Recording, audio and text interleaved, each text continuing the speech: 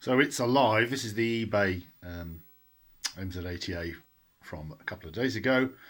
So you can see it's playing Sargon chess at the moment. I'm using the ubiquitous cassette adapter because the tape drive is knackered. The little wheels perished.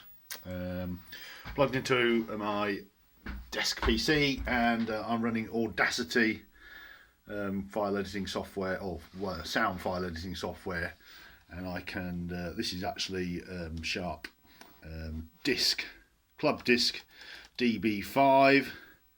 You should be able to see on here the headers for the various files on this disc. These are all sound files, so you can just drag the cursor to wherever you want. If I want this particular file, put the cursor here and press play, and it'll load on the header and then the data chunk.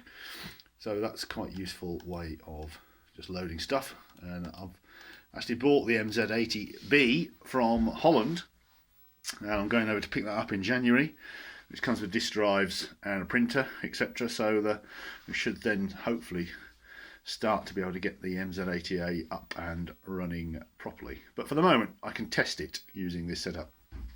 Now, this MZ-80A has a ROM, Eeprom, as I mentioned in the user socket, marked BR02.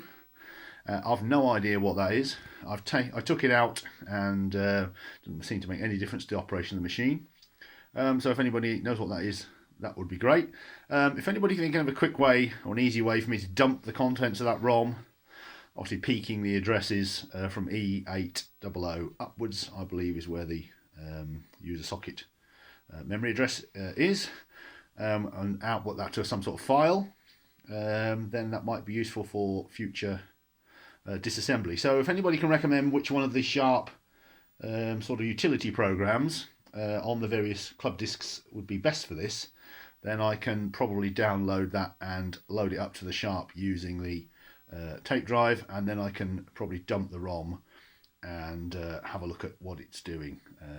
I probably won't leave it installed because I have my own uses for that particular memory area. Usually it operates my printer buffer, software buffer. I used to use that as a 2K software buffer, so I've ordered some RAM chips, so I'm going to put a RAM chip back in there and use that for my software buffer. So if anybody's got an idea of which utility to use is going to be best to dump out the ROM which is in there, then let me know.